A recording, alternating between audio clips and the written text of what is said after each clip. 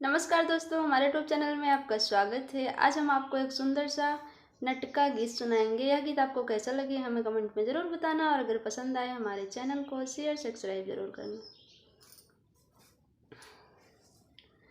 पिया सौतन बा मरले तो हार मतिया, पिया सौतन बा मरले तो हार मतिया, पिया सौतन बा मरले तो हार मतिया, अंगुली सर पिया तोहका नचावे, मोहवा के जल में पियवा फसावे, अंगुली सर पिया तोहका नचावे, मोहवा के जल पिया तोहका फसावे, यही से सोहैना हमार बतिया, पिया सौतन बा मरले तो हार मतिया, पिया सौतन बा मरले तो हार मतिया,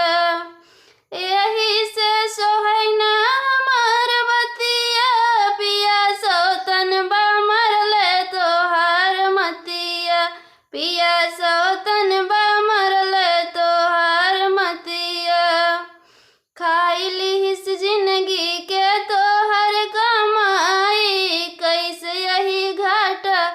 कई होई भर पाई, खाई लिहिस जिंदगी कई तो हर कमाई, कैसे यही घाटा कई होई भर पाई,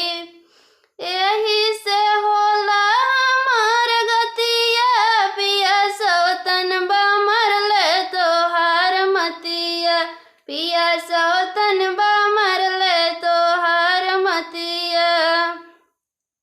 ऊहू करवल से हमार गतिया, पिया सौतन बा मरले तो हार मतिया,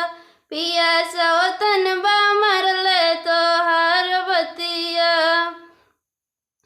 देखी कर तूत मोर फाटली छतिया, देखी कर तूत मोर फाटली छतिया, केहू नहीं सुनै मोर दिलवा के बतिया, पिया सौतन बा मरले तो हार मतिया, पिया